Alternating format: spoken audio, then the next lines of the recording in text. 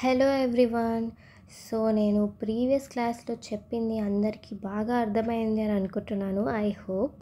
So మనం previous క్లాస్లో discuss చేసిన సిలబస్లో ప్రకారంగా వస్తే ఏంటి అంటే, మనం ఇప్పుడు according to the syllabus we need to go with Satavahana. So ఈరోజు మన క్లాస్లో చెప్పుకోబోయే టాపిక్ ఏంటి అంటే శాతవాహనాస్. సో ఫస్ట్ నేను మీకు ఒకటి చెప్పాలనుకుంటున్నాను, ఏంటంటే ప్రొనౌన్సియేషన్ అనేది లిటిల్ బిట్ అలా ఉండొచ్చు, ఇలా ఉండొచ్చు. ఎందుకంటే ప్రొనౌన్సియేషన్ అనేది బేసికలీ డిఫరెంట్ ఉంటుంది. And also what I want to say is you need to go with the spellings అనమాట. We will get a lot of Muslim rulers వస్తారు మనకి ఫ్యూచర్లో. వాళ్ళ నేమ్స్ చాలా క్రిటికల్గా ఉంటాయి, చాలా డిఫరెంట్గా ఉంటాయి. సో ఆ ప్రొనౌన్సియేషన్ అనేది నేను ఒకలాగా ప్రొనౌన్స్ చేస్తాను, మీరు ఒకలాగా ప్రొనౌన్స్ చేస్తారు. So it's better to go with the spellings అనమాట. మీరు try to look at the spellings. మీరు స్పెల్లింగ్స్ చూసుకొని దాన్ని బేస్ చేసుకొని మీరు ఎలా ప్రొనౌన్స్ చేస్తున్నారు అనేది చూసుకోండి బెటర్.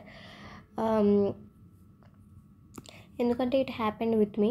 ప్రొనౌన్సియేషన్ అనేది విని మనకి ఒకలా అనిపిస్తుంది, అండ్ ఆ స్పెల్లింగ్ చూసేసరికి ఇదా కాదా అనే డౌట్ వస్తుంది. That's why I'm telling you. And another thing వచ్చేసి, before starting the class I want to say few things. ఏంటి అంటే, మనకి హిస్టరీ అంటేనే history is nothing but stories. There will be a lot of stories. డెఫినెట్గా history stories అనేది interlink ఉంటాయి, but there will be also facts in between. We can't change them, and also we cannot avoid them. For the purpose of examination, మన ఎగ్జామ్కి కావాల్సిన విధంగా we need to study the facts, and they are very very very important. You cannot avoid it. అవి మనం avoid చేయలేము, and neglect కూడా అస్సలు చేయకూడదు. ఇఫ్ యూ నెగ్లెక్ట్ ఫ్యాక్ట్స్ అంటే you're out of the race అనే చెప్పాలి. అండ్ ఐ హోప్ అందరూ ప్రీవియస్ క్లాస్ చూసి వచ్చారు అనుకుంటున్నాను. ఎందుకంటే మనకి సిలబస్ అనేది క్లారిటీగా తెలిస్తేనే we will get better understanding of the subject. So this is for అంటే ఇంట్రడక్షన్లో నేను మీకు చెప్పాలనుకున్న points. And also one thing ఏంటంటే, ట్రై టు రైట్ నోట్స్. అంటే ఐ ప్రిఫర్ టు రైట్ అనమాట. సో మీరు కూడా ట్రై చేయండి రాయడానికి. It's just a suggestion and it's up to you. మీకు అది అన్నెసరీ అనిపిస్తే it's not a big problem. It's up to you, and it's just a small suggestion from my side to write. Okay. And also I don't prefer PDFs and that kind of. I just prefer writing notes అనమాట. So it's just a suggestion. And coming to our class, మన క్లాస్కి వచ్చేద్దాము. శాతవాహనాస్ అనేది మనం start చేయాల్సిన syllabus, మన సిలబస్లో ఉన్న topic, and also very very important for the examination అనమాట. సో శాతవాహనాస్ని మనం తెలుసుకునే ముందు ఏం జరుగుండొచ్చు, వాట్ హ్యాస్ హ్యాపెండ్, ఏం జరుగుండొచ్చు.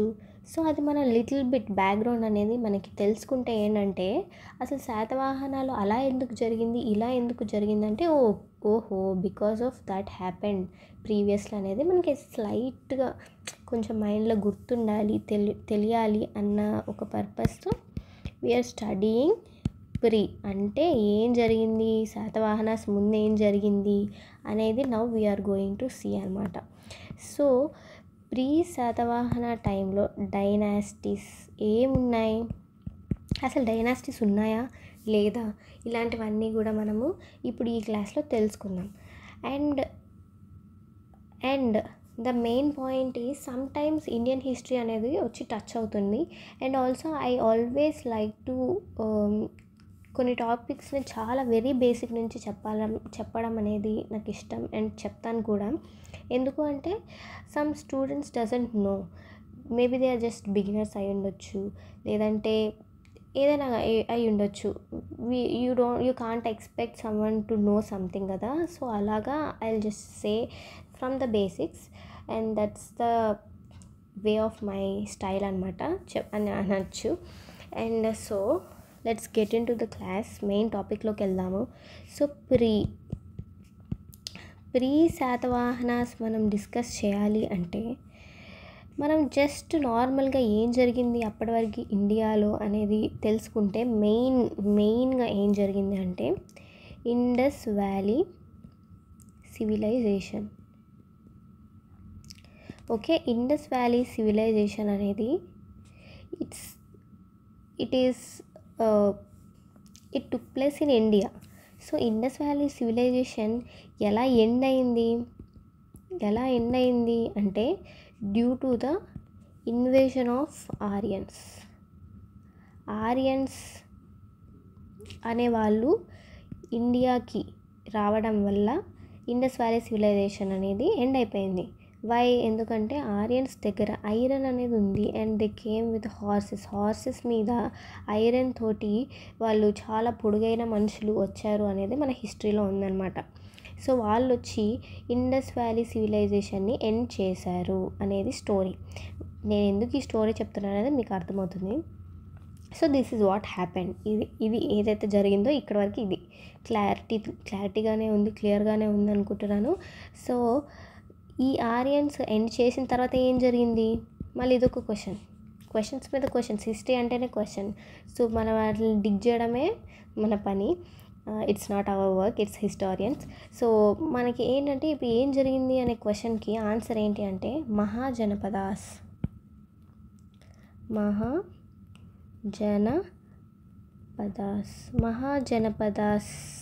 అనేవి మనకి 16 ఉండేవి. సో మనకి ఫస్ట్ పాయింట్ వచ్చేసి ఇది, ఇండస్ వ్యాలీ సివిలైజేషన్ జరిగింది, తర్వాత ఆరియన్స్ ఇన్వైట్ చేశారు. అంటే ఆరియన్స్ వేరే దగ్గర నుంచి మన దగ్గరకు వచ్చారు. ఎక్కడి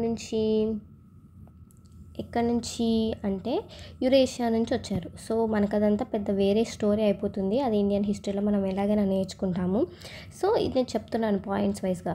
సో వీళ్ళు వచ్చారు, ఇండస్ వ్యాలీ సివిలైజేషన్ ఎండ్ చేశారు. తర్వాత ఏం జరిగింది అంటే ఆఫ్టర్ ఫ్యూ ఇయర్స్ మనకి మహాజనపదాస్ అనేవి ఫామ్ అయ్యాయి. మహాజనపదాస్ అనేవి ఏంటి? మహాజనపదాస్ అంటే ఏ లార్జ్ కింగ్డమ్ అని చెప్పొచ్చు. సో అవి 16 ఫామ్ అయినాయి. 16లో ఓవరాల్గా నేను ఇప్పుడు ఒక రఫ్ మ్యాప్ ఆఫ్ ఇండియా ఇస్తున్నాను, డోంట్ లాఫ్, ఓకే?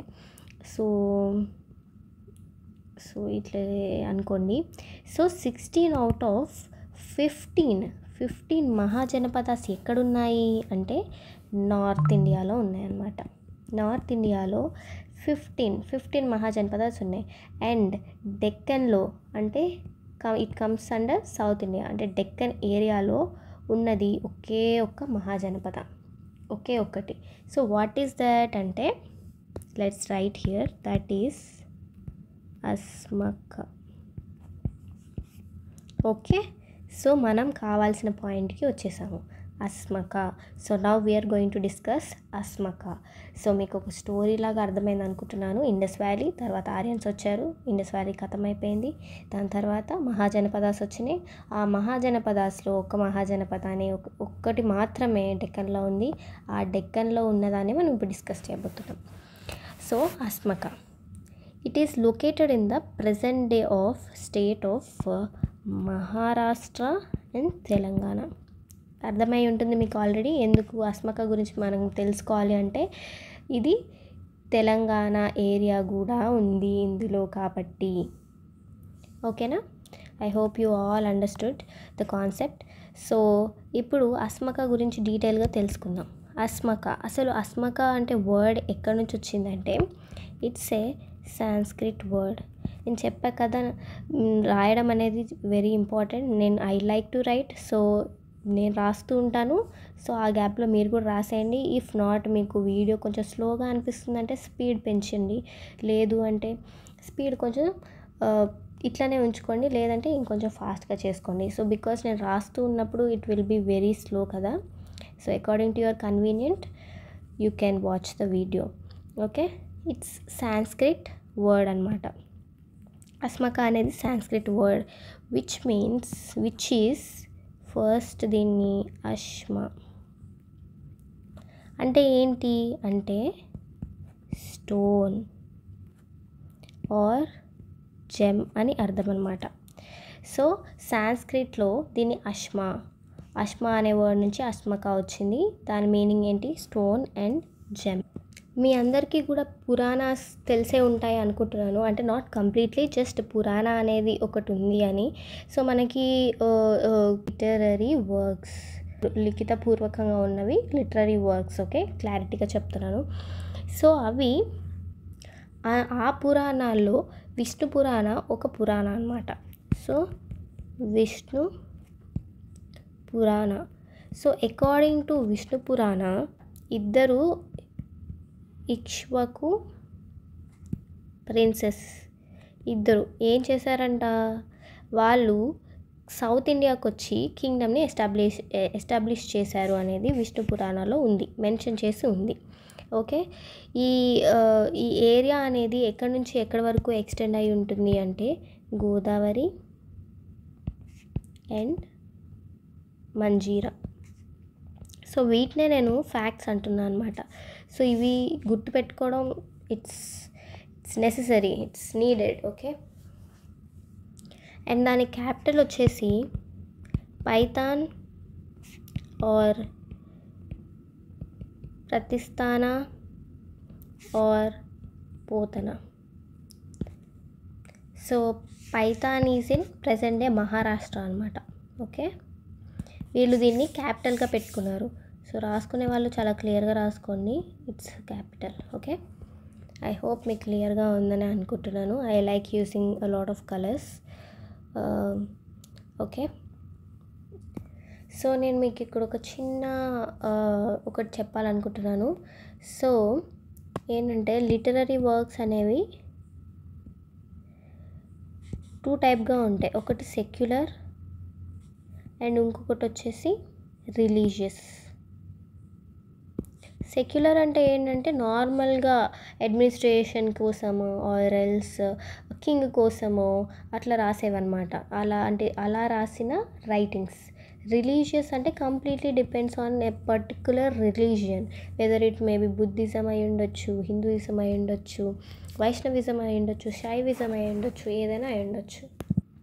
సో మనం హిస్టరీని చదువుకోవాలనుకుంటే మనం ఇవే కదా మనం బేస్ చేసుకొని చదువుకునేది. So according to the literary works అనమాట. Brahmadatta, so I'm writing here, Brahmadatta is the major ruler అనమాట. పైతాని రూల్ చేసిన రూలర్ బ్రహ్మదత్త అని ఎక్కడ మెన్షన్ చేసింది అంటే మహాగోవింద సుత్త. ఇక్కడ మెన్షన్ చేస్తుంది Mahagovinda Sutta. What is this? This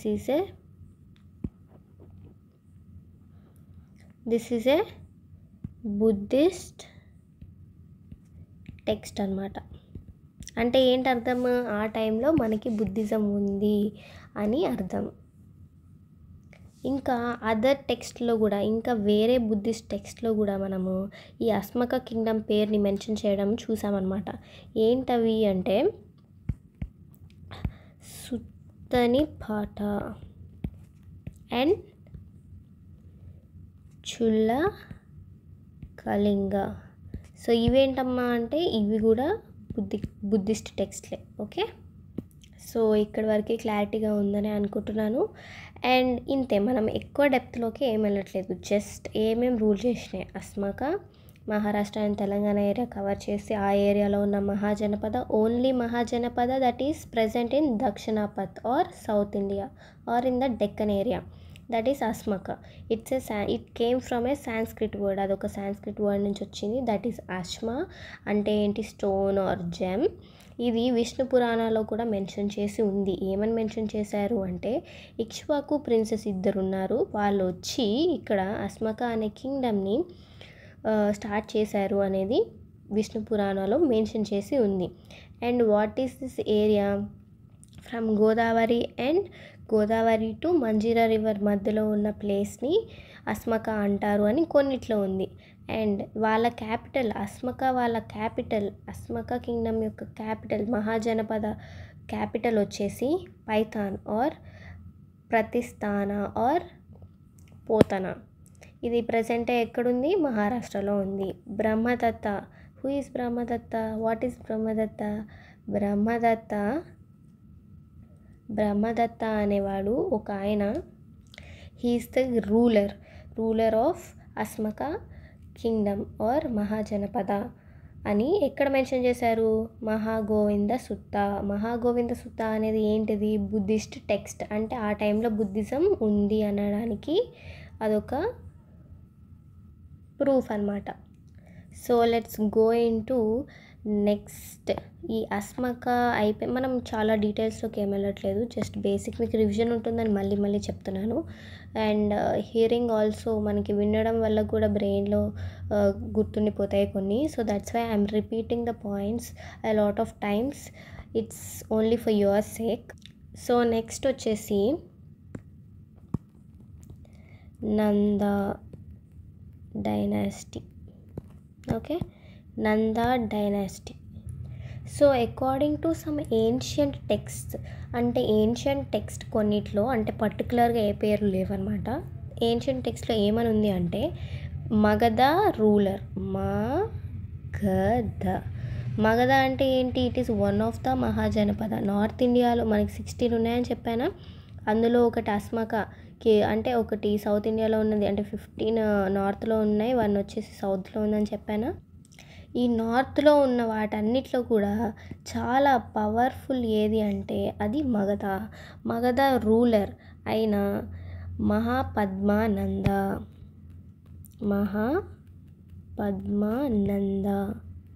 Mahapadmananda వచ్చి ఈ అస్మకాని కాంకర్ చేశారు, అంటే గెలుచుకున్నారు అనేది మనం కొన్ని టెక్స్ట్లు చెప్తాయన్నమాట. అండ్ ఆల్సో కొన్ని టెక్స్ట్లు, అంటే కొన్ని జైన్ టెక్స్ట్లు అనమాట. ఇందాటి వరకు మనకి బుద్ధిస్ట్ టెక్స్ట్లు వచ్చాయి కదా, ఇప్పుడు జైన్ టెక్స్ట్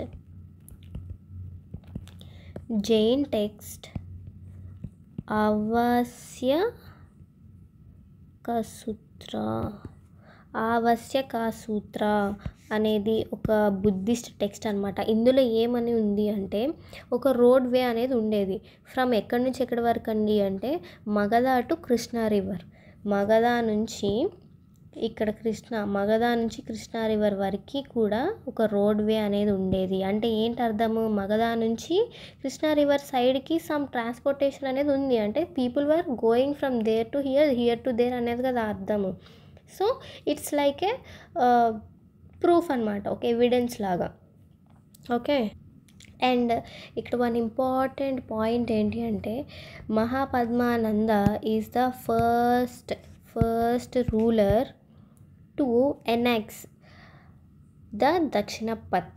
అంటే ఏంటి? సౌత్ ద డెక్కన్ ఏరియాని కంప్లీట్గా రూల్ చేసిన one and only the first person is Nanda.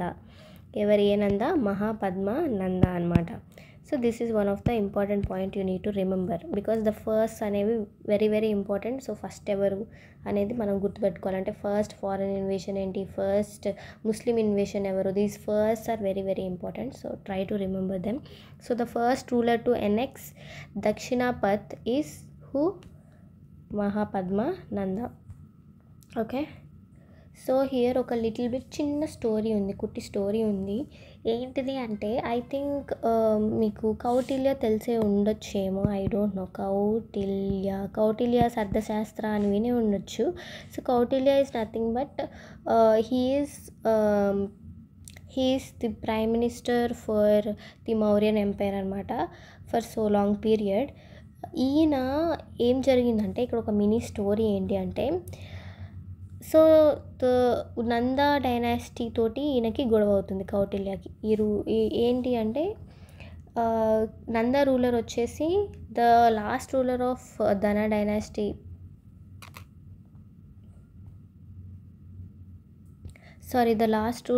Nanda dynasty ఎవరు అంటే ధననంద అని ఉంటారు. సో ధననందకి కౌటిల్యకి పడదనమాట. So because of this issue ఏమవుతుందంటే ధననంద వచ్చేసి కౌటిల్యని ఇన్సల్ట్ చేస్తాడు. So because of this issue insult చేయడం వల్ల కౌటిల్యకి కొంచెం హర్ట్ అవుతాడనమాట. Kautilya is a Brahmin. So వీళ్ళందరూ నువ్వు కోర్టులో ఒక బ్రాహ్మిన్ అయినా నన్ను ఇన్సల్ట్ చేస్తావా అని కౌటిల్య ఏం చెప్తాడు అంటే నిన్ను ఎట్లాగైనా నేను థ్రోన్లో నుంచి, అంటే నీ కుర్చీలో నుంచి నేను తీసేస్తాను అని ఛాలెంజ్ చేసి Kautilya he will leave the court. So ఎలాగైతే ఆయన అక్కడ ఛాలెంజ్ చేశారో, according to the challenge he will take this vengeance అనమాట. ఆ రివెంజ్ అనేది తీసుకుంటాడు ఆయన. ఎలా అంటే అప్పుడే మనకి చంద్రగుప్త మౌర్య అనే ఒక పర్సన్ ఉన్నాడు. చంద్రగుప్త మౌర్య అండ్ కౌటిల్య ఒక చోట మీట్ అవుతారు. మీట్ అయినప్పుడు Kautilya asks Chandragupta that who are you, what are you doing here, అట్లా చిట్ చాట్ జరుగుతున్నప్పుడు కౌటిల్య అడిగిన క్వశ్చన్స్కి చంద్రగుప్తను ఆన్సర్ చెప్తూ ఉండగా అంటాడు కదా, I want to become king, నేను కింగ్ అవ్వాలనుకుంటున్నానని చంద్రగుప్త చెప్పగా, okay I will make you king అని చెప్పి కౌటిల్య చంద్రగుప్తుడికి చాలా నేర్పించి అండ్ ఫైనల్గా కౌటిల్య చంద్రగుప్తుడిని కింగ్ చేస్తాడు. ఎలాగా అంటే ఒక పథకం పన్ని ధననందాన్ని అతని కుర్చీలోంచి తీసేస్తాడనమాట. This is a little story and this is a true story. యాక్చువల్గా ఇది జరిగింది, అది ర్యాండమ్ స్టోరీ అయితే కాదు. సో ఇక్కడ మీకు అర్థమైంది ఏంటంటే కౌటిల్య ధననందాన్ని తీస్తాడు. So the end of he is the last ruler. So it is the end of the Nanda dynasty. So as యూజువల్గా సో నెక్స్ట్ వచ్చే వాళ్ళు ఎవరు, who is he's none other than Chandragupta Maurya. Chandragupta Maurya ఉన్న ద ఎంపైర్ ఏంటిది, Mauryan empire. So Mauryan empire అనేది establish అయింది. So మనం first ఏం చెప్పుకున్నాము, జస్ట్ రికాల్ చేసుకుందాం. అస్మక, సెకండ్ వచ్చేసి నంద, అండ్ థర్డ్ వన్ వచ్చేసి మౌర్యన్. ఓకే, ఇప్పుడు మనకి ఈ వెరీ ఇంపార్టెంట్ ఇన్ ఇండియన్ హిస్టరీలో మనకి మౌర్యన్ ఎంపైర్ అనేది చాలా చాలా ఇంపార్టెంట్. అండ్ మనకి చాలా మౌర్యన్ పంచ్ మార్క్డ్ కాయిన్స్, అంటే ఇప్పుడు మనకి ఎట్లా అయితే మనము ఎక్స్చేంజ్కి కరెన్సీ వాడుతున్నామో అలాగే అప్పట్లో కూడా కొన్ని కాయిన్స్ అనేవి వాడేవాళ్ళు అనమాట. So they are called punch marked coins. వాళ్ళ యొక్క ఏదో ఒక ముద్ర వేస్తారు దాని మీద, ఆర్ లైక్ ఏవైనా కానీ దాని మీద ముద్ర ఉండొచ్చు, నార్మల్గా ఉండొచ్చు. సో కాయిన్స్ అనేవి ఎక్స్చేంజ్ చేసుకోవడానికి మనకి మోడ్ ఆఫ్ ఎక్స్చేంజ్గా యూస్ చేసేవాళ్ళు అనమాట. సో అలాంటి కాయిన్స్ ఎక్కడెక్కడ దొరికాయి అంటే Telangana and Andhra reasons, Andhra and Rayalaseema also. ఈ 3 రీజన్స్లో మనకి ఏం దొరికినాయి అంటే punch marked coins, okay, of Mauryans. And ఈ కాయిన్స్ అనేవి వెదర్ ఇట్ మేబీ అంటే మనకి కాపర్తో చేసి ఉండొచ్చు, సిల్వర్తో చేసి ఉండొచ్చు, ఏదైనా ఆ రెండు కలిపి చేసి ఉండొచ్చు, బ్రాంజ్తో చేసి ఉండొచ్చు. కాబట్టి మనకి దొరికిన కాయిన్స్ ఎలా చేశారు అంటే silver and copper, there is no mix. Okay, so Andhra, Telangana and రాయలసీమలో దొరికిన punch marked coins silver and కాపర్కి దొరికినాయి అనమాట మనకి. అండ్ తెలంగాణలో స్పెసిఫిక్గా ఏ ఏరియాలో దొరికింది, తెలంగాణలో అంటే కోటిలింగాల. ఓకే, ఆంధ్రాలో ఎక్కడ దొరికింది అంటే అమరావతి అండ్ వడ్డెమను. ఓకే, స్పెసిఫిక్గా తెలంగాణ అనేది మనకి ఇంపార్టెంట్ ఇక్కడ. I think you need to remember all of this. So మనకి తెలంగాణలో దొరికిన కాయిన్స్ ఏంటివి, సిల్వర్ అండ్ కాపర్ బోత్ దొరికాయి. ఎక్కడ దొరికాయి అంటే కోటిలింగాల. సో కోటిలింగాల అనేది ఏ డిస్టిక్లో ఉంది ప్రజెంట్ అనేది it's your work to do అనమాట. మనకి కొంచెం వర్క్ ఉండాలి కదా, సో నాకు అది కమెంట్ చేయండి. అండ్ నెక్స్ట్ పాయింట్ వచ్చేసి ఇంకా తెలుగు రీజన్స్లో మనకి ఈ తెలుగు రీజన్స్ అనే వర్డ్ ఆ పేరు వచ్చేసి Ashoka is very very important person in Indian history. Ashokan ఇన్స్క్రిప్షన్లో ఏం మెన్షన్ చేశారండి, తెలుగు రీజన్స్ గురించి మెన్షన్ చేశారు. ఓకే, అశోక ఏ రూలర్, మన మౌర్యన్ రూలర్ అనమాట.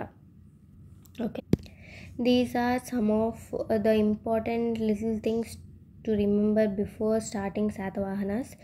సో ఇవి చాలా చిన్నగానే ఉన్నాయి, బట్ నేనే పాయింట్స్ని చాలాసార్లు రిపీట్ చేశాను because it will be like a revision to you, and I also like to recall everything.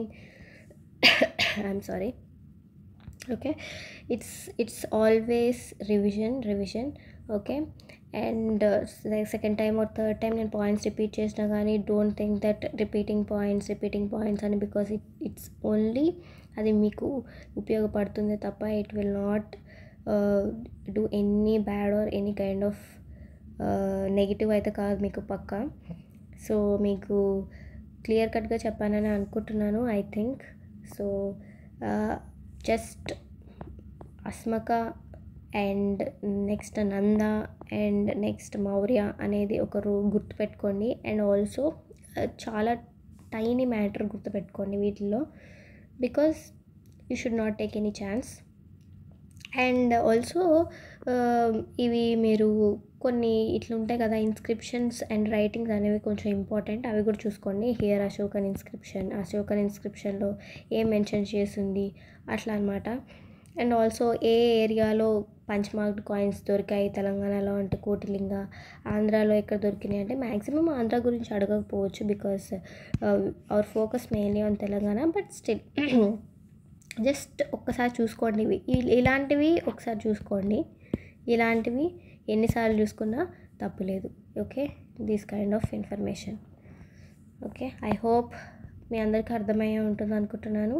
And let me know in the comment section what's your opinions and your questions కూడా. And if ఎక్కడైనా pronunciation తప్పు ఉంటే correct me or that's it. Okay, thank you, and keep studying. I'll meet you in the next video. All the best. Bye.